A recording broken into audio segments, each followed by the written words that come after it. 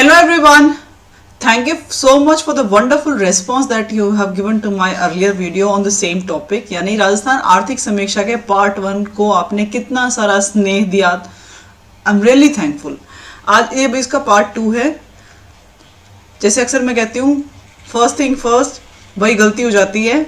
कल मैं बच्चे को पढ़ाते पढ़ाते साथ में डेटा कॉपी कर रही थी, तो 499446 बोल के 429446 लिख दिया. प्लीज माफ कीजिए. वो एक्चुअल राजस्थान से जो निर्यात का डेटा है वो है 49,946 करोड़, 49,946 यानी 49,946 करोड़ रुपए. तो कृपया इसको ठीक कर लीजिएगा. दूसरा, मैंने लिखा ठीक था 50:50, लेकिन बोलते वक्त स्लिप ऑफ द टंग में कह दिया कि ये सेंटर और स्टेट के बीच में शेयर्ड है. नो, ये गवर्नमेंट ऑफ इंडिया और वर्ल्ड बैंक द्वारा वित्त पोषित ये स्कीम है जिसमें 50:50 दोनों का शेयर है. तीसरा, खाद्यान्न का डेटा भी कुछ ऐसा ही हुआ. 271.33 लाख मीट्रिक टन राजस्थान में खाद्यान्न का उत्पादन है. तो कृपया इन 3 को ठीक कर लीजिए. और आज मैंने बहुत कोशिश की है कि अकेले में 4-5 घंटे बैठ करके पढ़ा, देखा, लिखा और 2 बार वेरीफाई करके डेटा को लिखा है. तो आई एम श्योर आज गलती नहीं होनी चाहिए. स्टिल अगर कुछ है तो प्लीज इंडिकेट कीजिएगा. मुझे गलती सुधारने में कोई आपत्ति नहीं है. और अभी आगे चलते हैं. एक क्वेश्चन और था किसी ने कहा कि बंजर भूमि की जो जमीन है वो उन्होंने कहा कि 11.46% और वो कुछ डेटा मतलब कुछ शायद लोगों को डाउट था. मैं चाहती हूँ कि आप प्लीज आर्थिक समीक्षा का ये वाला पेज खोलिए जहाँ पे भू उपयोग लिखा हुआ है. और यहाँ जब हम पढ़ते हैं तो 11.04% क्षेत्रफल बंजर भूमि के अंतर्गत आता है. तो शायद यही मैंने करवाया था. कुछ लोगों को कंफ्यूजन है कि नहीं ये इतना ना होगा कि 6.14% है. तो if there is a confusion, kindly clear it. It is actually 11.04%. It is mismatching. ये मिसमैच कर रहा है उस डेटा से जो नीचे ग्राफिकल रिप्रेजेंट किया हुआ है. तो कलर स्कीम में कुछ गड़बड़ हो सकती है, पर हमें लिखे हुए पे जाना चाहिए. तो ये मुझे देखने में समझ में आ रहा है कि ऐसा लिखा हुआ है कि 11.04% क्षेत्रफल बंजर भूमि के अंतर्गत आता है. अब आगे चलते हैं. जहां तक हमने पढ़ लिया था उसके आगे से है कि ग्राम पंचायत विकास योजना ये क्या है. ये 2015 से गवर्नमेंट ऑफ इंडिया की स्कीम चल रही है, जिसके अंदर राज्य ने क्या किया कि जो सेंटर से उनको डायरेक्शंस मिलते हैं उनके हिसाब से एक मार्गदर्शिका प्रकाशित की, बनाई. उसका नाम इकोनॉमिक सर्वे में लिखा हुआ है, तो मैंने इसको इंक्लूड किया यहाँ पे. आपनी योजना आपनो विकास. करना क्या चाह रहे हैं कि जो ग्राम विशेष में जिस डेवलपमेंट की आवश्यकता है, जो क्योंकि एक जो मॉडल है वो सारे ग्रामों पे फिट हो जरूरी नहीं है.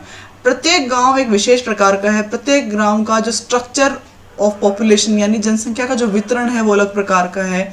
उसकी जो चैलेंजेस हैं वो अलग हैं. तो योजना क्यों ना ग्राम स्तर पे बनाई जाए. तो ये उसी से रिलेटेड एक गाइडलाइन थी जिसमें ये कहा गया कि ग्राम सभा में आप प्रस्ताव लेकर के भागीदारी के मोड में योजनाएं बनाएं.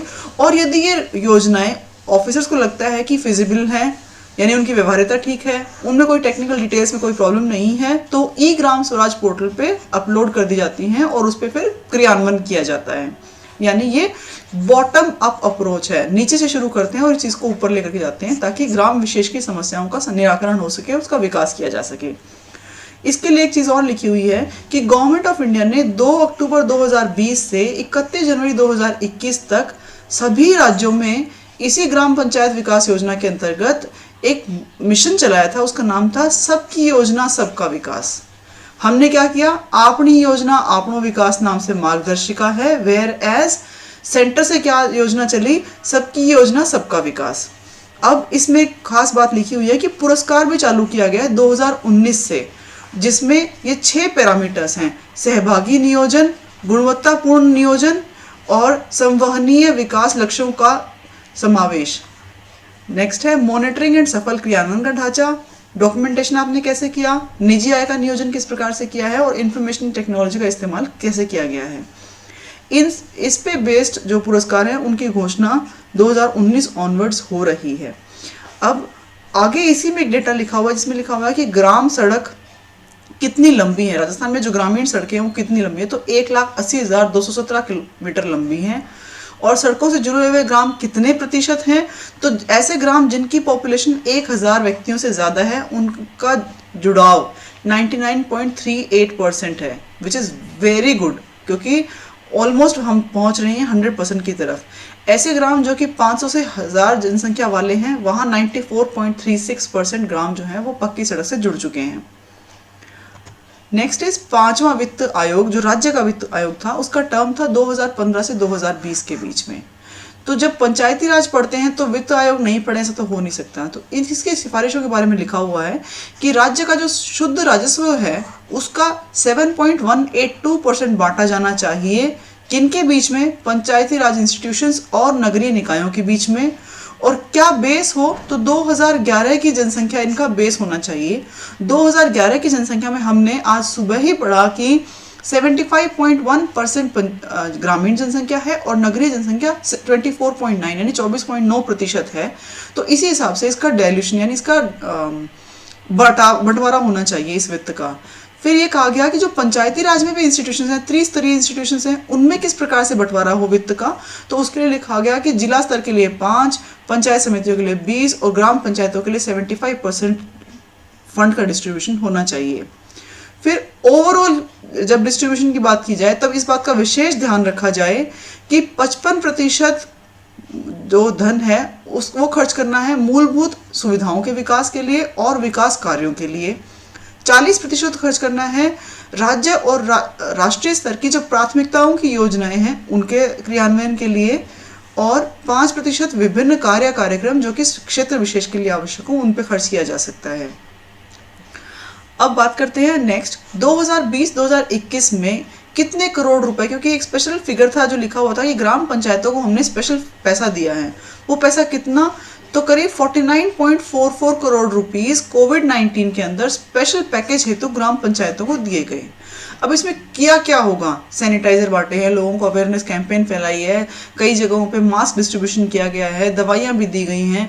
तो जितना पॉसिबल काम हो, इवन क्वारंटाइन सेंटर्स भी बनाए गए, उनकी भी देखभाल थी। तो इसमें करीब 49.44 करोड़ रुपीस ग्राम पंचायतों को दिए गए। अभी इसका डिस्ट्रीब्यूशन कैसे था? तो जिला स्तर पर 5 लाख रुपए दिए गए, पंचायत समितियों को 1.5 लाख रुपए दिए गए और ग्राम पंचायत प्रति ग्राम पंचायत 50,000 रुपए दिए गए। क्योंकि कोविड-19 अभी मतलब 2018 की वैकेंसी के बाद की बात है, तो उसको हम कहेंगे ये बेस्ट करंट अफेयर है टू फोकस ऑन। तो इसको भी एक बार आप देख सकते हैं कि 5 लाख, 1.5 लाख और 50,000 रुपए। अगला लिखा हुआ है कि 24 अप्रैल 2020 को, हम जानते हैं इस दिन हम पंचायती राज दिवस मनाते हैं। तो ग्राम पंचायत जखौरा कहाँ है? ये लाडपुरा पंचायत समिति में, और ये है कोटा। तो कोटा जिले की पंचायत समिति लाडपुरा की ग्राम पंचायत जखौरा को 10 लाख रुपए का पुरस्कार दिया गया भारत सरकार के द्वारा। उसका पुरस्कार का नाम था नानाजी देशमुख राष्ट्रीय गौरव ग्राम सभा पुरस्कार। नेक्स्ट दिया गया, क्योंकि जो कि आप वो तो सारे पढ़ लेते हैं कि कौन सी बेस्ट ग्राम पंचायत थी, कौन सा जिला परिषद अच्छी थी और पंचायत, लेकिन ये इनके नाम विशेष रूप से लिखे हुए नानाजी देशमुख राष्ट्रीय गौरव ग्राम सभा पुरस्कार, इसके लिए 10 लाख रुपए दिए गए। इसी प्रकार से बाल हितैषी ग्राम पंचायत पुरस्कार प्राप्त किया सुनारा ग्राम पंचायत ने। पंचायत समिति निवाई टोंक का हिस्सा है ये। तो टोंक जिले की पंचायत समिति निवाई के ग्राम पंचायत सुनारा को 5 लाख रुपए का पुरस्कार दिया गया। ये किस लिए दिया गया? बाल हितैषी ग्राम पंचायत पुरस्कार नाम से।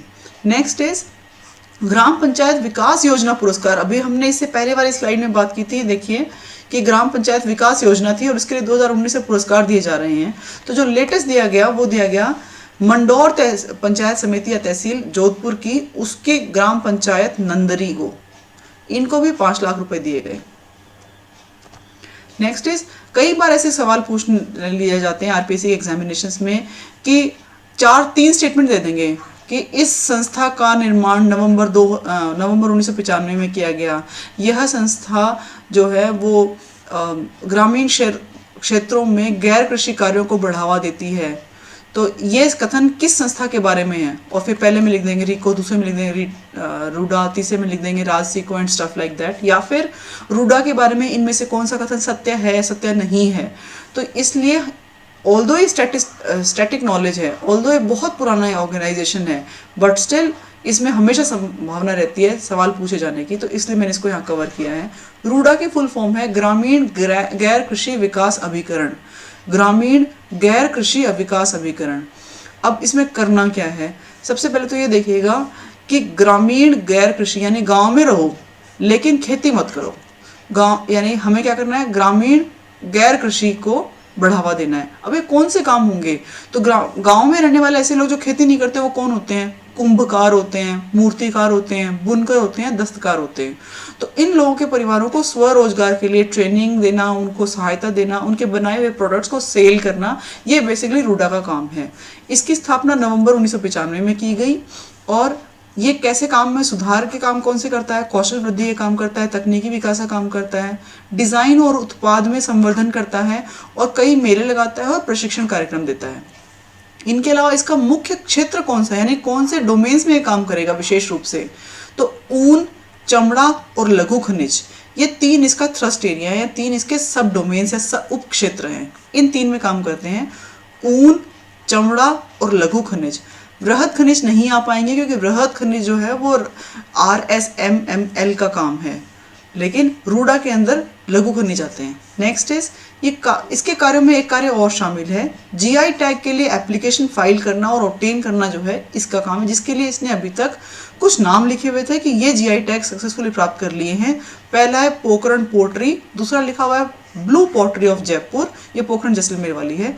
फिर लिखा हुआ है कोटा डोरिया और बगरू और सांगानेर की ब्लॉक प्रिंटिंग।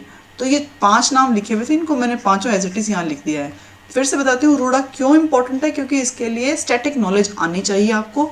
याद रखिएगा नवंबर 1995 में इसका स्थापना की गई। क्यों, ग्रामीण क्षेत्रों में ऐसे लोग जो कि कृषि कार्यों में नहीं हैं या कृषि कार्य नहीं करना चाहते, या इनफैक्ट उनका कोई और हुनर है, तो उसको इस प्रकार से बढ़ावा दें ताकि उनके परिवारों को स्वरोजगार मिल पाए। बेसिकली दस्तकार, बुनकर, कुंभकार और मूर्तिकार इसमें शामिल हैं। कौन से सब डोमेन्स हैं, ऊन, चर्म और लघु खनिज। कौशल वृद्धि के लिए, तकनीकी विकास के लिए, डिजाइन और उत्पाद के लिए, और मेले और प्रशिक्षण इसका मुख्य कार्य है। इस प्रकार के सुधार कार्यक्रम करते हैं। फिर नेक्स्ट आ जाता है औद्योगिक विकास। औद्योगिक विकास की जब बात होती है तब सबसे लिखा जाता है कि इसका जो सबसे बड़ा कंट्रीब्यूटर है, इसका जो सबसे बड़ा कंट्रीब्यूटर है SGVA में, यानी स्टेट ग्रॉस वैल्यू एडिशन में, वो है विनिर्माण, और दूसरे नंबर पर है खनिज। उद्योगों का तो हमने देखा था कि इस बार पहली बार शायद ऐसा हुआ है कि कृषि, उद्योग और सर्विस सेक्टर्स में से उद्योग जो है वो सबसे कम पोर्शन पे है, 28% करीब है। तो यानी कृषि आगे निकल गई उद्योग से, शायद इसका कारण कोविड भी रहा होगा। लेकिन उद्योगों में स्पेशल कंट्रीब्यूटर कौन है, सबसे बड़ा कंट्रीब्यूटर है तो विनिर्माण है, सेकंड नंबर पे खनन है। अब देखते हैं कि विनिर्माण में कमी कितनी आई। तो विनिर्माण में कमी आई है 8.01%। ऐसा सवाल इस बार पूछा जा सकता है क्योंकि बहुत कम ऐसा होता है कि विनिर्माण में कमी आती है, but it was a special time this time. करीब 8.01% की कमी आई है। और विनिर्माण में अगर देखा जाए कौन कौन से चीज़ें शामिल हैं, तो अधातु खनिज उत्पाद, मोटर वाहन और उसकी सहायक सामग्री, वस्त्र, रसायन एवं रासायनिक उत्पाद, धातु और उसके निर्मित उत्पाद शामिल हैं। नेक्स्ट है इंडस्ट्री। कल हम इनफैक्ट सुबह पढ़ा था IIP क्या होता है। IIP है, हमने बताया था कि औद्योगिक विकास का सूचकांक। तो इसको याद करने का तरीका ये था, IIP क्या है, IIP 5, 6, 7 है, ये हमने पढ़ लिया था। अब इसके लिए था कि इसका बेस है 2011-12। इस बेस में शामिल क्या करते हैं हम, यानी कौन कौन सी चीज़ों को शामिल करते हैं इसकी गणना करने के लिए। तो विनिर्माण, खनन और विद्युत मुख्य इसके कंपोनेंट हैं। फिर आगे एक और इम्पोर्टेंट बात लिखी हुई है कि अभी तक तो ऐसा होता था कि केंद्र सरकार का एक पोर्टल था UAM पोर्टल, उद्योग आधार मेमोरेंडम पोर्टल, लेकिन इसका स्थान 1 जुलाई 2020 से उद्योग रजिस्ट्रीकरण पोर्टल ने ले लिया है। इसमें करते क्या हैं, जो भी MSME हैं यानी जो नई ऑर्गेनाइजेशन खोलना चाहते हैं वो अपना इस पर रजिस्ट्रेशन करते हैं और अपना मेमोरेंडम और या इंटरेस्ट जो है ना उसको फाइल करते हैं। आगे चलते हैं। एक स्कीम के बारे में लिखा हुआ है, मुझे स्कीम लगा कि बहुत अच्छी है, इनफैक्ट करंट गवर्नमेंट की ही स्कीम है तो हमें इसके बारे में ज्ञान होना चाहिए। इस स्कीम का नाम है मुख्यमंत्री लघु उद्योग प्रोत्साहन योजना। लघु उद्योग प्रोत्साहन योजना यानी लघु उद्योगों की बात होगी। करना क्या है, 10 करोड़ रुपए तक का लोन देंगे। स्कीम कब लॉन्च की, तो मुख्यमंत्री जी ने ये स्कीम लॉन्च की 13 दिसंबर 2019 को। और कहना क्या चाह रहे थे कि चाहे आप नया उद्योग लगाओ या फिर पुराने में ये 3 काम करो, उसका विस्तार करो, उसका आधुनिकीकरण करो या विविधीकरण करो। विस्तार का मतलब एक्सपेंशन, आधुनिकीकरण मतलब उसका मॉडर्नाइजेशन कर रहे हो यानी कुछ टेक्नोलॉजी चेंज कर रहे हो, और विविधीकरण का मतलब अभी तक जैसे मान लीजिए आप सिर्फ कुछ पार्ट बनाते थे, अब उसको कुछ और पार्ट बनाना चाह रहे हो। तो अगर इस प्रकार का कोई भी काम करते हैं तो आप 10 करोड़ रुपए तक का लोन ले सकते हैं। अब इसमें सरकार सहायता क्या दे रही है, क्योंकि प्रोत्साहन देना चाह रहे हैं हम, तो प्रोत्साहन किस प्रकार से मिलेगा, यदि 25 लाख रुपए तक का लोन है तो उसमें 8% अनुदान दिया जाएगा ब्याज में। ये इंटरेस्ट सबवेंशन स्कीम है, यानी आपको ब्याज में अनुदान मिलेगा। तो मान लीजिए बैंक ने ब्याज दिया 9% की रेट से, 8% जो उसकी वो है इंटरेस्ट वो गवर्नमेंट दे देगी। तो जो व्यक्ति धंधा खोल रहा है, अपना नया उद्योग लगा रहा है, उसको सिर्फ 1% इंटरेस्ट देना पड़ेगा। तो अपने आप में बहुत अच्छी स्कीम है। नेक्स्ट इज 5 करोड़ रुपए तक का यदि लोन है तो उसमें 6% की इंटरेस्ट सब्सिडी है। 10 करोड़ रुपए तक के लोन के लिए 5% की इंटरेस्ट सब्सिडी है। Next is MSME facilitation of establishment and operation act 2019। मैंने यहाँ इसलिए लिखा है इसको हिंदी में क्योंकि हमारी आर्थिक समीक्षा में भी इसी प्रकार से लिखा हुआ था। ये एक्ट नया आया 2019 में, इसका नाम था MSME facilitation of establishment and operation. कहना ये चाह रहे हैं कि आपको हम इतनी सुविधा देंगे कि ताकि आपको कोई भी रोजगार करने में कोई बाधा ना आए। तो बाधा कब नहीं आएगी, जब आपके लिए हम इस प्रकार का एक ऑनलाइन पोर्टल बना दें कि आपने अप्लाई किया, जैसे ही आपने अप्लाई किया तो आपको एक एक्नॉलेजमेंट नंबर यानी एक्नॉलेजमेंट सर्टिफिकेट मिलेगा, पावती की रसीद या सर्टिफिकेट मिलेगा। उसके बाद में आपको 3 साल तक ना तो सरकार के कोई भी कर्मचारी आकर के आपको ये कहेगा कि मैं निरीक्षण करने आया हूँ, और ना ही आपको किसी प्रकार के अनुमोदन की आवश्यकता होगी। तो एक तरीके से उनको क्या कर रहे हैं कि आप फ्री हैंड है आपके पास, आप काम कीजिए, नए उद्योग लगाइए, लोगों को रोजगार दीजिए, प्रोडक्शन कीजिए। 3 साल तक आपको कोई डिस्टर्ब करने वाला नहीं है, यानी आपके ऊपर रेगुलेशंस भी नहीं होंगे। Next is ease of doing business के लिए बहुत सारा कंटेंट लिखा हुआ है, जिसमें लिखा हुआ है कि केंद्र सरकार से गाइडलाइंस मिलती रहती है, उनके हिसाब से यहाँ भी चेंजेस होते रहते हैं। और उसके लिए उन्होंने लिखा हुआ है कि बिजनेस रिफॉर्म एक्शन प्लान बनाते हैं हम, इसके लिए BRAP business reform action plan बनाया जाता है। उस एक्शन प्लान का इवैल्यूएशन केंद्र सरकार की संस्थाएं करती हैं। उसमें राजस्थान का स्थान कहाँ है, तो 2017 में हम 9वें स्थान पे थे, 2019 में हम 8वें स्थान पे हैं। तो ये लेटेस्ट है। अब आज के दिन हमारी स्थिति कहाँ है, तो हम 8वें स्थान पे हैं। 2020 का डेटा इसलिए नहीं है क्योंकि कोविड के कारण सब कुछ बंद था, तो इवन बहुत सारे इवैल्यूएशन प्लान्स, बहुत सारी स्कीम, सब कुछ धरी रह गई। तो लेटेस्ट यदि कोई डेटा बोले तो वो डेटा हम राजस्थान 8वां स्थान रखता है पूरे भारत में। फिर लिखा हुआ है कि उद्योग विभाग, तो उद्योग विभाग इसका नोडल डिपार्टमेंट है ईज ऑफ डूइंग बिजनेस के लिए, वो तो ऑफ कोर्स होना है। नेक्स्ट इज उद्योग विभाग में 36 जिला उद्योग केंद्र और 8 उपकेंद्र संचालित हैं। इस पे शायद 2016 में एक बार सवाल पूछा गया था कि कितने उप जिला केंद्र हैं या उतने कितने उपकेंद्र हैं, तो दोबारा भी पूछा जा सकता है, कोई नई बात नहीं है। आप याद रखिएगा 36 जिला उद्योग केंद्र और 8 उपकेंद्र संचालित हैं।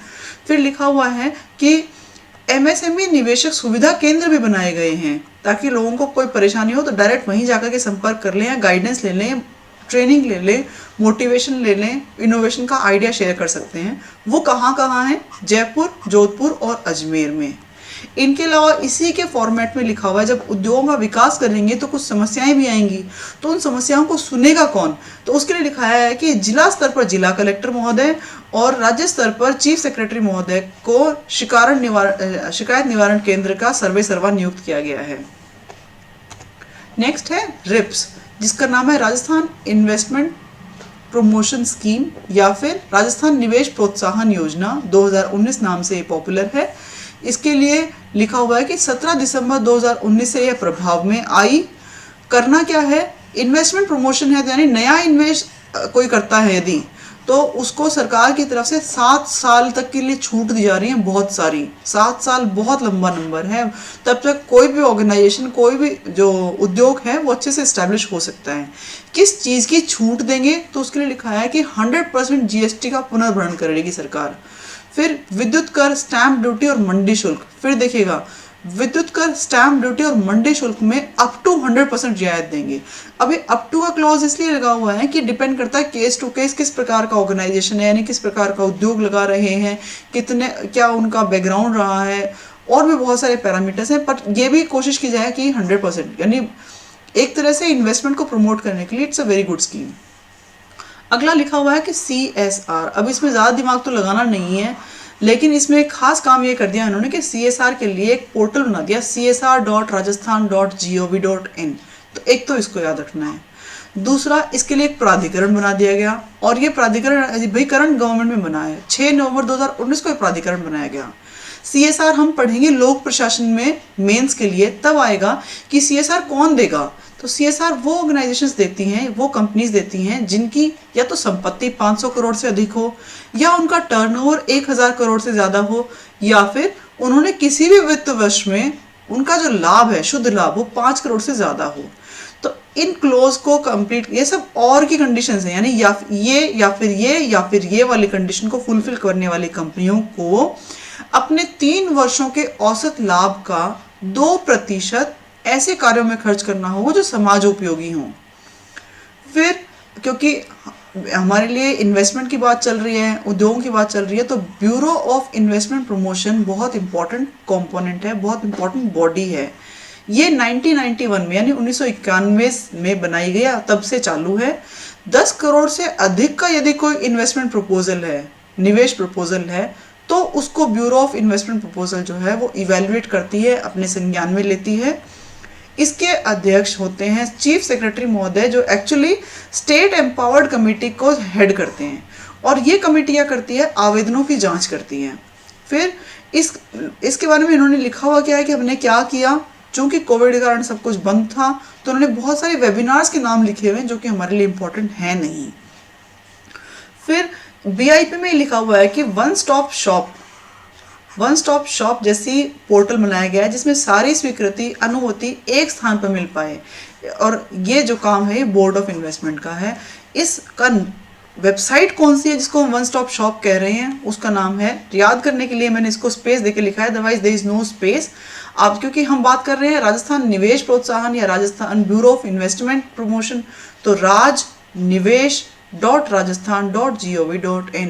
आजकल क्योंकि IT का दौर है, यू नेवर नो, आपसे पोर्टल भी पूछ लिया जाए, इवन जन सूचना पोर्टल की स्पेलिंग भी पूछी जा सकती है। आगे चलते हैं। रीको सबसे पहले में याद रखना है कि रीको क्या है। रीको है राजस्थान राज्य औद्योगिक विकास एवं विनियोजन निगम लिमिटेड। दूसरा, ये राज्य में औद्योगिक विकास के लिए शीर्ष संस्था है, सबसे ऊंची संस्था है। काम क्या करती है ये है कि लैंड एक्वायर करती है, उसके अंदर प्लॉटिंग करती है, बिजली की और सड़क की व्यवस्था करती है, और उसके बाद में ऑनलाइन ऑक्शंस के थ्रू उन प्लॉट्स को सेल करती है, ताकि उस जगह पे एक इंडस्ट्रियल क्लस्टर का निर्माण हो पाए, जमीन, सड़क और प्लॉट्स। फिर लोगों को वित्तीय सहायता भी प्रोवाइड करती है जो नया उद्योग वहाँ लगाना चाहते हैं, जिसमें लिखा हुआ है कि MSME के मैनेजमेंट की सहायता यानी प्रबंधन में सहायता, तकनीकी की सहायता भी प्रोवाइड करेंगे। वित्तीय सहायता के लिए, लोन प्रोसेस करवाने के लिए भी आपकी हेल्प की जाएगी। फिर लिखा हुआ है कि टर्म्ड लोन भी प्रोवाइड करती है, यानी सावधि ऋण के लिए भी हेल्प करती है, या जो कम ब्याज के होते हैं यानी कम समय के या कम राशि के हों उनको प्रोवाइड भी करते हैं। नेक्स्ट इज केंद्रीय प्रवर्तित योजनाएं, जो रीको संचालित कर रहा है वो है असाइड योजना और लघु विकास केंद्र। फिर लिखा हुआ है कि रीको के विशेष पार्क हैं कौन कौन से, तो उसमें 3 नाम हैं। एक तो एग्रो फूड पार्क्स बनाए हैं जो कि 4 हैं, बोरानाडा जोधपुर, कोटा, अलवर और श्रीगंगानगर में। Agro food park Boranada Jodhpur, Kota, Alwar और श्रीगंगानगर में। फिर है जोधपुर में कृषि व खाद्य प्रसंस्करण क्षेत्र बनाया जाएगा, ऐसा लिखा हुआ है। साथ में मुझे याद आया कि मथानिया मिर्ची को GI टैग मिल चुका है, उसके लिए केंद्र ने स्वीकृति भी दी है कि वहां पर एक फूड टेक्नोलॉजी पार्क बनेगा। ये रूपनगढ़ के बाद में शायद राजस्थान का दूसरा होगा, correct me if I am wrong.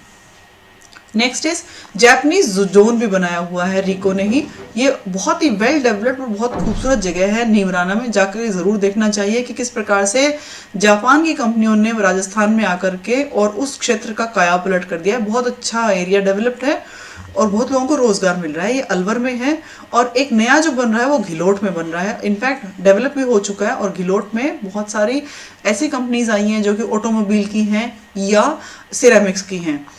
Neemrana के जोन के लिए लिखा हुआ है कि 45 इकाइयां संचालित हैं और 3-4 कंपनियों के नाम लिखे हुए हैं। मैंने सोचा उनको भी शामिल कर लेते हैं, जब पढ़ रहे हैं तो इंपॉर्टेंट फैक्टर्स तो जरूर पढ़ने चाहिए।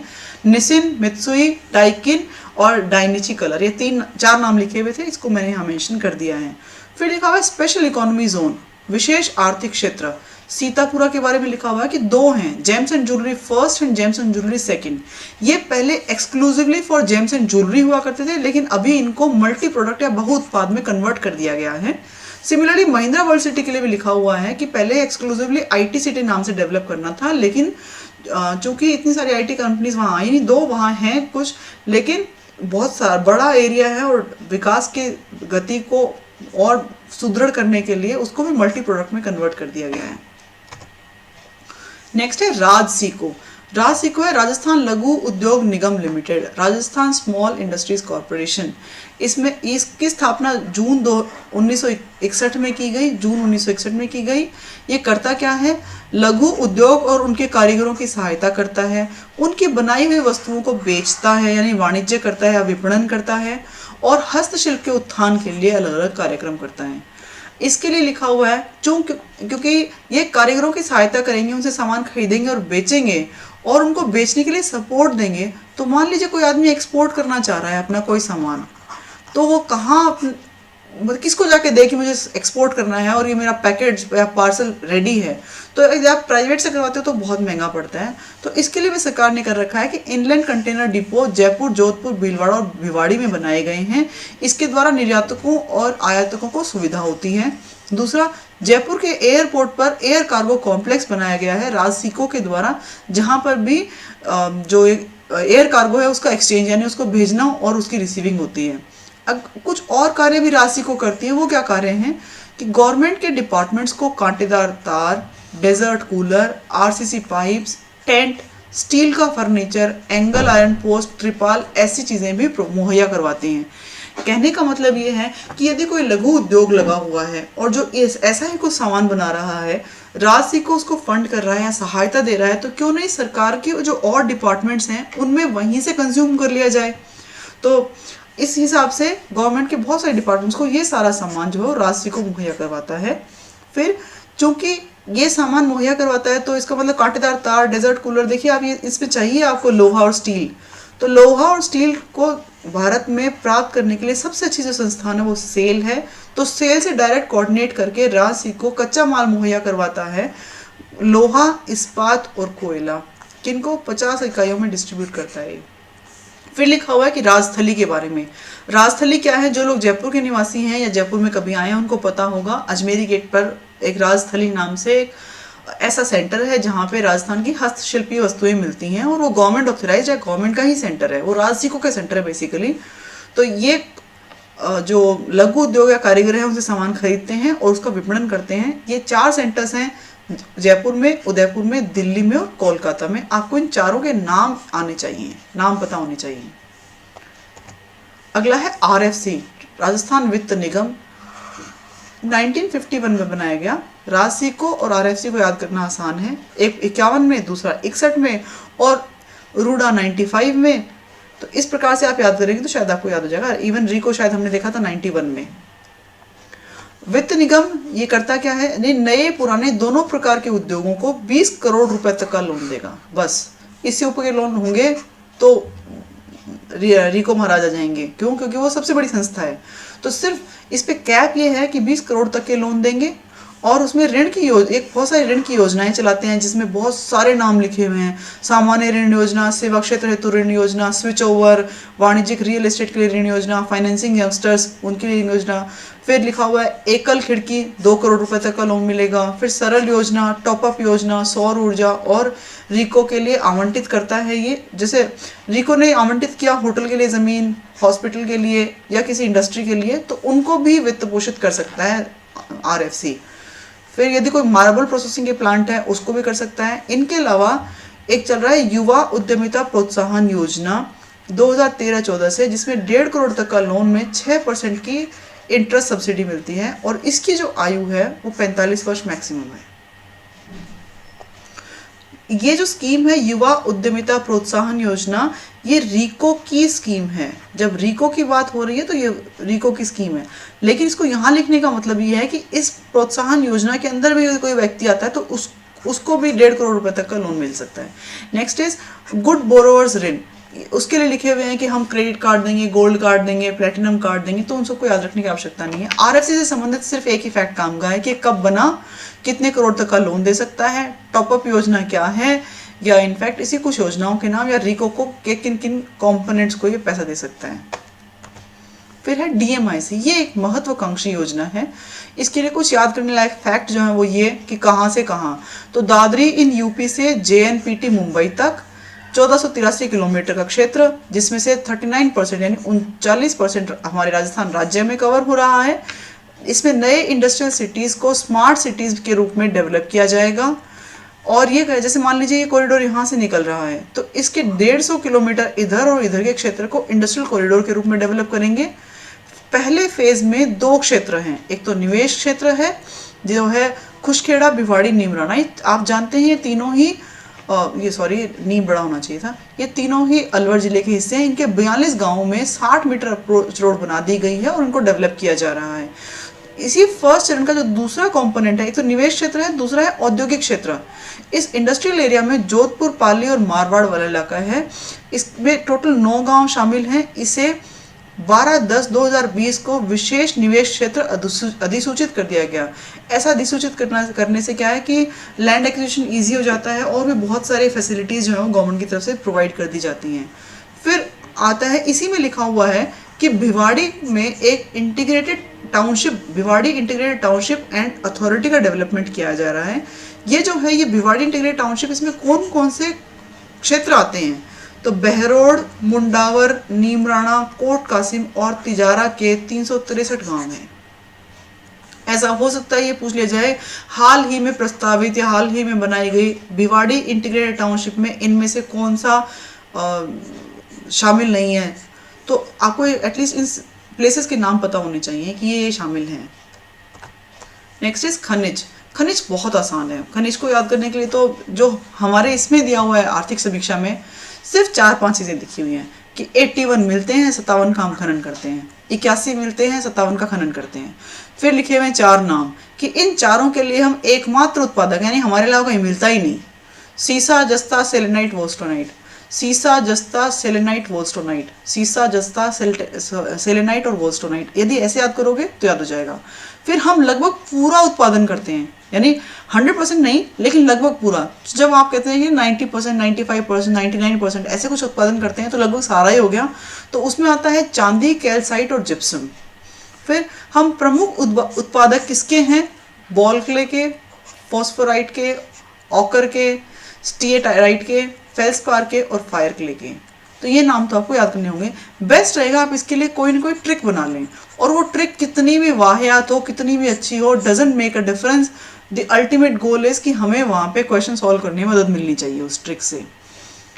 नेक्स्ट है, इसी में लिखा हुआ है कि RSMMS ये क्या है, ये है Rajasthan state mines and mineral limited है, यानी राजस्थान जो खनिज की जो शीर्ष संस्था है खनिज से संबंधित, उसका हेडक्वार्टर उदयपुर में है। RSMML इसका नाम है। ये 30 अक्टूबर 1974 को बनाई गई। इसका उद्देश्य क्या था कि हम टेक्नोलॉजी का इस्तेमाल करें और एफिशिएंट माइनिंग करें, ताकि खनिजों का दोहन इस प्रकार से हो कि अधिक से अधिक उससे लाभ मिल पाए और वेस्ट मिनिमम हो। नेक्स्ट है, इसकी 4 यूनिट्स हैं। अब इसके आगे बहुत कुछ लिखा हुआ है 4 यूनिट्स के आगे। बेसिकली हमें वो नहीं याद करना, जो इसकी 4 यूनिट्स हैं बस उसको याद करने के लिए इतना याद रख लीजिए। रॉक फॉस्फेट की जो यूनिट है वो झामरकोटड़ा में, जिप्सम की यूनिट बीकानेर में, लाइमस्टोन के लिए जोधपुर में और लिग्नाइट के लिए जयपुर में। यहाँ ये आसान है याद रखना कि रॉक फॉस्फेट झामरकोटड़ा में मिलता है तो वहीं मिलेगी, जिप्सम बीकानेर के आसपास मिलता है तो उधर हो जाएगा। लेकिन लिग्नाइट ऑल्दो जयपुर में सबसे ज़्यादा नहीं निकलता, लेकिन फिर भी इसका जो वो है यूनिट इसके डेवलपमेंट के लिए वो जयपुर में है। फिर आता है तेल और प्राकृतिक गैस। बहुत सारा कंटेंट लिखा हुआ है, कुछ काम का नहीं है। काम का सिर्फ ये है कि भारत जितना उसको चाहिए, यानी जो इतना कंजम्पशन है उसमें से 16% तो खुद प्रोड्यूस कर लेता है, खुद निकाल लेता है। 84% हम आयात करते हैं, और जो खुद निकालता है उसमें से करीब 22 से 23% जो है वो हिस्सा वो राजस्थान का है। ये एक फिगर है जो आपको याद करना है कि राजस्थान का कितना हिस्सा है भारत के उत्पादन में, तो करीब 22 से 23% लिखा हुआ है। और ये फिगर में कितना है, तो ये है 7 million metric ton, 7 MMT, 7 MMT याद कर लो। तो राजस्थान का हिस्सा कितना, 7 MMT या 22 से 23%। फिर पहला स्थान किसका है, हम दूसरे स्थान पे आते हैं। पहला स्थान किसका है, बॉम्बे हाई का। फिर इसके 4 बेसिन हैं, अभी तक तो शायद आपको याद भी हो गए होंगे। Barmer Sanchore basin, Jaisalmer basin, Bikaner Nagaur basin. जब बाड़मेर और सांचौर की बात होगी तो 2 जिले आएंगे, एक तो बाड़मेर, एक जालौर। जब जैसलमेर बेसिन होगा तो सिर्फ जैसलमेर जिला आएगा। लेकिन जो बीकानेर नागौर बेसिन है उसमें इन दोनों के अलावा भी 3 जिले और शामिल हैं, इसलिए मैंने यहाँ नाम लिखा है कि 2 तो यही जिले, इनके अलावा श्रीगंगानगर, हनुमानगढ़ और चूरू। फिर है एक विंध्यन बेसिन, इसमें क्या है, तो विंध्यन का जो इलाका है जिसमें कोटा, बारा, बूंदी, झालावाड़, ये तो चारों जिले शामिल हैं। और कुछ हिस्से हैं भीलवाड़ा और चित्तौड़गढ़ के। तो क्वेश्चन कैसा भी बन सकता है, राजस्थान के विंध्यन बेसिन में इनमें से कौन सा जिला शामिल है, नहीं है, टाइप्स भी बन सकता है। फिर तेल दोहन हमने कब से शुरू किया, तो मंगला वो क्षेत्र है जहां से हमने निकाला। इनफैक्ट ऐसे कह दीजिए कि मंगला वो कुआं है जहां से हमने तेल निकालना शुरू किया। बेसिकली ऐसा कोई चीज़ होती नहीं। स्टिल 29 अगस्त 2009 से निकालना शुरू किया। डेट याद करने के लिए मुझे लगा कि कितना शानदार चीज़ है ये। तो 29/8/2009 लिखना है। 8 को यदि इन दोनों के बीच में फंसा दिया जाए और ऐसे कर दिया जाए उल्टा आड़ा, तो 2009 बन जाता है। तो इस प्रकार से आप याद कर सकते हैं। वर्तमान में ऐसे जो क्षेत्र हैं जहाँ से हम तेल का दोहन कर रहे हैं वो 14 हैं। फिर ये बात भी है कि रामगढ़ गैस संयंत्र में कौन सी कंपनी, ऑल्दो ये जो तेल दोहन है उसके बाद में वर्तमान में 14 है, इनमें बहुत सारी कंपनियों के नाम लिखे हैं। केएनस एनर्जी का नाम लिखा हुआ है, IOCL लिखा हुआ है, फोकस एनर्जी लिखा हुआ है। तो वो बहुत कंफ्यूजिंग है, उन पर सवाल बनना मुश्किल है। लेकिन ये इस पे बन सकता है, इसके लिए स्पेसिफिक लिखा हुआ है कि रामगढ़ गैस संयंत्र में कौन पहुंचाता है गैस, वो पहुंचाती है फोकस एनर्जी। फिर लिखा हुआ है हमारी जो महत्वाकांक्षी रिफाइनरी किस किस के साथ है, तो स्टेट गवर्नमेंट और HPCL का एक जॉइंट वेंचर है जिसमें स्टेट गवर्नमेंट का 26% और HPCL का 74% शेयर है। और इसकी कुल लागत है 43, आप इसको ऐसे याद कीजिएगा 43219, फिर 1 को इधर रिप्लेस कर दीजिए, इन दोनों को इंटरचेंज कर दीजिए, तो ये हो जाएगा 43129 करोड़, 43,129 करोड़ रुपए की ये रिफाइनरी की लागत आएगी। इसमें एक डेटा मैंने इसी बार पढ़ा, वो है ऋण और इक्विटी, उसका कितना वो है हिस्सा, तो 2 हिस्सा ऋण और 1 हिस्सा खुद की पूंजी का निवेश किया गया है। इसकी क्षमता कितनी होगी, तो 9 MMT, 9 million metric tons per year, इतनी इसकी शोधन की क्षमता होगी। और इसका शुभारंभ किया गया था 16 जनवरी 2018 को पचपदरा बाड़मेर में।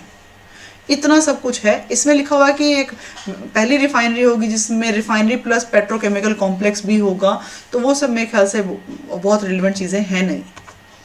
फिर श्रम में मुझे खाली एक ही चीज़ समझ में आई ढंग की, वो ये था कि न्यूनतम मजदूरी की कीमतें कितनी हैं, तो मैच द फॉलोइंग आ सकता है। अकुशल के लिए 225, इसका ट्रिक यही है खाली कि 225 से शुरू करो, 12 बढ़ाओ, फिर 12 बढ़ाओ और फिर 50 बढ़ा दो, 12 12 50।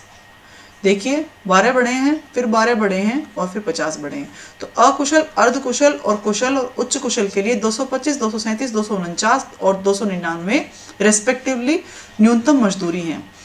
अगला है मुख्यमंत्री युवा संबल योजना, यानी बेरोजगारी भत्ता योजना। ये 1 फरवरी 2019 से 2 वर्षों के लिए लागू की गई थी। 2 वर्ष इसलिए, कब डिसकंटिन्यू होगी, या तो आपकी जॉब लग जाए या फिर आपके 2 साल पूरे हो जाएं, तब ये बंद हो जाएगी। जब शुरू किया गया था तब 3,000 रुपये और 3,500 रुपये शुरू किए गए थे, लेकिन आज के दिन में 500 रुपये शायद बढ़ा दिए गए हैं। हमें यही डेटा याद रखना है कि 3,000 रुपये पुरुषों को और 3,500 रुपये महिलाओं को, ट्रांसजेंडर्स को, विकलांग या दिव्यांगजनों को मिलेंगे प्रति माह। फिर है राज कौशल पोर्टल। यह पोर्टल खूब सुर्खियों में आया था जब कोविड-19 की पहली लहर आई थी। बहुत सारे बेचारे प्रवासी मजदूर अपने अपने राज्यों की ओर जा रहे थे, तो वो कुछ कुशल थे, कुछ अर्धकुशल, कुछ सभी प्रकार के थे। इनमें से कुछ निर्माण श्रमिक थे, कुछ IIT किए हुए लोग, ITI किए हुए लोग भी थे, कुछ RSLDC से सर्टिफाइड भी थे, कुछ पंजीकृत बेरोजगार भी थे। तो उन सब का डेटा एक पोर्टल पे डाल दिया गया और ये 5 जून 2020 को इनॉग्रेशन किया गया था।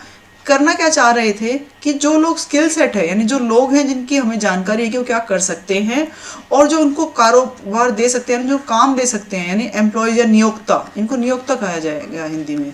तो जो नियोक्ता हैं उनको आपस में मिलाया जाए, एक ही मंच पे लाया जाए ताकि वो उनको काम दे पाएँ।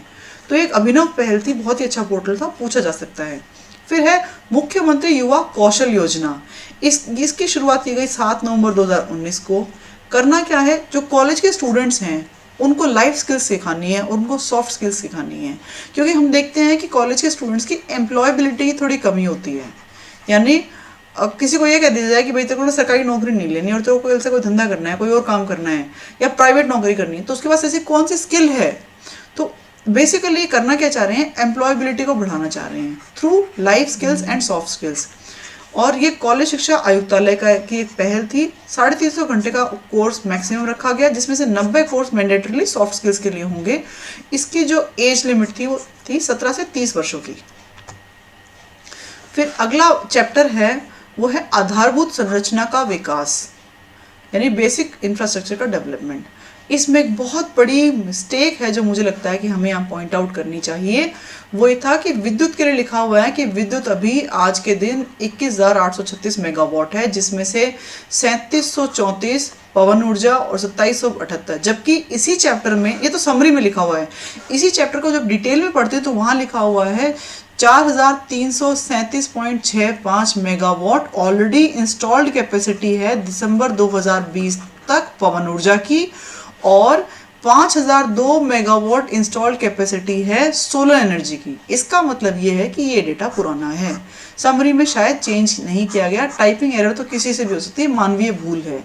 तो आप सिर्फ ये याद रखिएगा कि हमारे पास 127 गीगावाट की कैपेसिटी है, जिसमें से अभी हम कितनी पवन ऊर्जा का दोहन कर पा रहे हैं, 4337 मेगावाट, और इसी प्रकार से हम करीब 5 गीगावाट या 5002 मेगावाट कैपेसिटी बना पा रहे हैं सोलर एनर्जी की आउट ऑफ 142 गीगावाट, यानी 142 गीगावाट में से।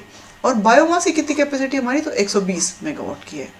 फिर है यदि हम देखा जाए, मतलब कई बार ऐसे पूछ लेते हैं ना किसका कंपोनेंट ज़्यादा है, तो जो ये हमारा विद्युत है इसमें कौन सा कंपोनेंट सबसे ज़्यादा है। इनकी बात नहीं कर रहे हैं कि सोलर की या विंड की, हम बात करें डिस्ट्रीब्यूशन किस बात पे है कि RREC और निजी क्षेत्र ने, यानी Rajasthan renewable energy corporation, Akshay ऊर्जा निगम और प्राइवेट क्षेत्र ने कितना कंट्रीब्यूशन किया है, राज्य का स्वयं का कितना है, और केंद्र के जो भी प्रोजेक्ट चल रहे हैं उसमें राज्य की भागीदारी कितनी है, उसके हिसाब से कितना हमें बिजली मिलती है। तो उसमें देखा जाए पहले नंबर पे प्राइवेट क्षेत्र आ गया है। मैं ये कहना चाह रही हूँ, यहाँ हाईलाइट करने का मतलब ये है प्राइवेट क्षेत्र का कॉन्ट्रीब्यूशन RREC के साथ में 9765 लिखना चाहिए था, 56 हो गया गलती से नहीं, याद करने की ट्रिक कह रही हूँ। आप इसको याद कैसे करेंगे, 9756 मेगावाट है, ऐसे याद कर पाए बहुत अच्छा है, नहीं तो घटते हुए क्रम में लिख करके फिर उसको सीधा कर लो, it's up to you, but it is 9756 megawatts. राज्य का स्वयं का यानी गवर्नमेंट ओन्ड कितना है, 8790, और सेंटर के जो प्रोजेक्ट्स हैं उनसे हमें कितना मिल रहा है, 3288 मेगावाट। फिर भड़ला सोलर पार्क के बारे में स्पेसिफिकली लिखा हुआ है कि भड़ला सोलर पार्क में 4 फेजेस में डेवलपमेंट हुआ है और उसकी अभी जो क्षमता है वो है 2245 मेगावाट। फिर 2245 मेगावाट में 4 जो चरण है वो कौन कौन से हैं। पहले चरण में किसने बनाया, 65 मेगावाट का प्लांट बन लगाया Rajasthan solar park development company ने। दूसरे फेज में भी इसी कंपनी ने 680 मेगावाट को, और तीसरे फेज में क्या हुआ, सौर ऊर्जा कंपनी किसकी, IL&FS के साथ संगठित होकर के जो नई कंपनी बनी उसका नाम था सौर ऊर्जा कंपनी, उसने 1000 मेगावाट्स का प्लांट लगाया। और अभी रिसेंटली फेज 4 में 500 मेगावाट का प्लांट लगाया है अदानी ग्रुप की, अदानी रिन्यूएबल एनर्जी कॉर्पोरेशन ने। फिर है सड़क घनत्व से संबंधित एक बहुत इंपॉर्टेंट फैक्ट। हमने सड़कें पढ़ ली थी कितनी लंबी है गाँव में, लेकिन राजस्थान का सड़क घनत्व कितना है, तो हम देश के सड़क घनत्व से बिल्कुल आगे हैं। देश का 152 है, राज्य का 78.6 प्रति 100 वर्ग किलोमीटर। यहाँ लिखा हुआ है सोलर रूफटॉप स्कीम में कितनी % सब्सिडी सरकार देती है। शायद हो सकता है काम का हो नहीं हो, आई डोंट नो, पर मैंने इसको शामिल कर लिया क्योंकि इस पेज में और कुछ अच्छा था नहीं। रिहायशी इलाकों के लिए मिलेगा, यानी आवासीय क्षेत्रों के मिलेगा 3 किलोवाट तक का यदि कैपेसिटी है तो 40% सब्सिडी, और फिर 3 किलोवाट से ज़्यादा होने पर 20% सब्सिडी। और यदि ग्रुप हाउसिंग स्कीम है या रेजिडेंट वेलफेयर एसोसिएशन, यानी बहुत सारे लोग मिलकर एक बड़ी बड़ी सोसाइटी नहीं बनाते, उसमें यदि 500 किलोवाट तक का प्लांट लगेगा तो उसमें 20% की सब्सिडी मिलेगी। बात करते हैं एक और इम्पॉर्टेंट स्कीम की, मुझे इतनी अच्छी लगी कि मैंने इसका पूरा स्क्रीनशॉट डाल दिया। ये था विकास पथ। और पता नहीं क्यों ऐसे इंट्यूशन हो रही है कि इस पे सवाल पूछा जाएगा, क्योंकि ग्रोथ एंड डेवलपमेंट हमारे सिलेबस में स्पेसिफिकली लिखा हुआ भी है। तो 2019-20 बजट की घोषणा के अनुसार आगामी 5 सालों में प्रत्येक ग्राम पंचायत में वॉल टू वॉल विकास पथ का निर्माण किया जाएगा। कहना ये चाह रहे हैं कि ग्राम पंचायतों में जो रिहायशी इलाके हैं उनके अंदर 5.5 मीटर की कम से कम वो बनाई जाएगी, विकास पथ यानी चौड़ी रोड बनाई जाएगी, और इसकी औसत लंबाई करीब 1 किलोमीटर की होगी। विकास पथ डिजाइन के अनुसार, ये याद रखना जरूरी नहीं है, कंक्रीट के ब्लॉक बनाए जाएंगे। एक्चुअली पानी भर जाता है गांव में, आप जानते हैं, नालियां पक्की नहीं होती तो कहीं से भी कचरा आ जाता है, तो उन सब समस्याओं को दूर करने के लिए पक्की कंक्रीट की ब्लॉक्स के साथ में रोड्स बनाई जाएंगी। और इसके दोनों तरफ क्या होगा, घरों की दीवारों के साथ एल शेप में नाली का निर्माण किया जाएगा। घरों के सामने प्रवेश स्थान पर नाली को ढका जाएगा। फिर विकास पथ के प्रत्येक 250 मीटर पर यूटिलिटी सर्विस पाइपलाइन डाली जाएगी। फिर लिखा हुआ है कि विकास पथ के ग्राम व एनलाइटनमेंट का चयन जिला स्तरीय समिति के द्वारा किया जाएगा, यानी किस में बनाना है, कौन से गांव में बनाना है। नॉट हर एक गांव में जरूरत हो ऐसा जरूरी नहीं है। तो इसके लिए कौन कौन समिति में होंगे, कलेक्टर महोदय होंगे, विधायक महोदय होंगे, अधीक्षण अभियंता यानी सुपरिटेंडिंग इंजीनियर होंगे। अब ये था कि प्रथम चरण में इतना कर दिया उतना कर दिया, वो नहीं याद करना है। याद क्या करना है कि अभी रिसेंटली ये कहा गया 2020-21 में ये कहा गया कि प्रत्येक विधानसभा क्षेत्र से दो विकास पथ या 8 से 10 किलोमीटर लंबी सड़क का नवीकरण का कार्य किया जाएगा। ये याद रख लीजिएगा बस, ये वाला डाटा याद करने की जरूरत नहीं है। राइट साइड में लिखा हुआ है डाकघरों की संख्या। एक बार मैंने देखा था शायद उद्योग प्रसार अधिकारी के उसमें पूछा हुआ था कि डाकघरों की संख्या बताइए। I was very surprised, but still देख लीजिए 10,307 के करीब, रफ भी याद कर लेंगे ना कि करीब 10,000 हैं तो भी आपको वहाँ मिल जाएगा आंसर। फिर कितने टेलीकॉम उपभोक्ता हैं, तो राज्य की जनसंख्या के जितने ही टेलीकॉम उपभोक्ता हैं 6.6 करोड़ या 660.20 लाख लोग टेलीकॉम उपभोक्ता हैं राज्य में। फिर सेवा क्षेत्र के क्षेत्र घटते हुए क्रम में मैंने यहाँ लिखे हुए हैं, क्योंकि सेवा क्षेत्र हम जानते हैं कि करीब 40% से ज़्यादा योगदान देता है, लेकिन ये बहुत सोचने वाली बात है कि वो आता कहाँ से है रेवेन्यू। तो उसमें जो सबसे बड़ा कंट्रीब्यूटर है वो होटल इंडस्ट्री है। अच्छा, नाम बहुत सारे हैं, एक अकेला होटल नहीं है, 4-5 होंगे, लेकिन याद करने की सुविधा से मैंने इसको क्या कह दिया कि आप एक होटल का वर्ड कैच कर लो, दूसरे केस में आप आवासीय गृह का कैच कर लो, और तीसरे में आप अन्य सेवाएं कैच कर लो, और चौथे नंबर पर परिवहन। तो इस प्रकार से याद कैसे करें, होटल में जाना, खाना खाना सबको अच्छा लगता है, हमेशा नहीं रह सकते इसलिए अपने घर आ जाते हैं, और फिर और बहुत सारी सुविधाओं का उपयोग करते हैं। फिर लगता है कि चलो ट्रांसपोर्ट पर बैठे घूम के आए, any how you can remember it, पर इसके घटते हुए क्रम में लिखे हुए हैं। फिर पर्यटन में कुछ खास नया हुआ नहीं, पूरा देश बंद था, राज्य बंद था, तो पर्यटन नए आए नहीं। फिर भी पुराना डेटा लिखा हुआ है कि 155.6 लाख यानी करीब 1,55 लाख लोग देखने के लिए आए, जिनमें से 4.46 लाख विदेशी सैलानी थे और 151.17 लोग स्वदेशी सैलानी थे।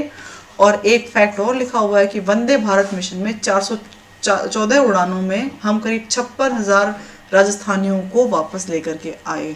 बोलते बोलते मुंह दर्द करने लग गया है, आगे वाला एक और वीडियो में बनाऊंगी। मुझे लगता है कि मैं इसको अगले वीडियो में ख़त्म कर दूंगी। आपने मुझे बहुत पेशेंस से सुना, उसके लिए थैंक यू। और मुझे नहीं लगता कि आज मैंने कोई गलती की है, बट स्टिल अगर की हो तो मुझे ज़रूर बताइएगा। मैं आपकी सफलता में आपकी सहयोगी बनना चाहती हूँ। इस टाइम पर जब सारे लोग सिलेक्टेड जो हैं वो एंजॉय कर रहे हैं, मैं आपके साथ में मेहनत सिर्फ इसलिए कर रही हूँ ताकि आप सफल हों, और ये ना सोचें कि मैं कैसे पढ़ूँ, मेरे पास ये रिसोर्स नहीं है, मुझे गाइडेंस नहीं मिल रही है। मैं सोच रही हूँ कि जल्दी ही हम ऑनलाइन लाइव भी मिलें। Thank you so much. आपको मेरा शेड्यूल जल्दी ही बताऊंगी। सब्सक्राइब नहीं किया है तो कर लीजिए। मैंने देखा 1-1 लाख व्यूज़ हो जाते हैं वीडियोस के, लेकिन सब्सक्राइबर तो 35,000 ही हैं। बढ़ाइए बढ़ाइए। थैंक यू सो मच, और बेल आइकन को ज़रूर हिट कीजिएगा। All the best. नमस्ते।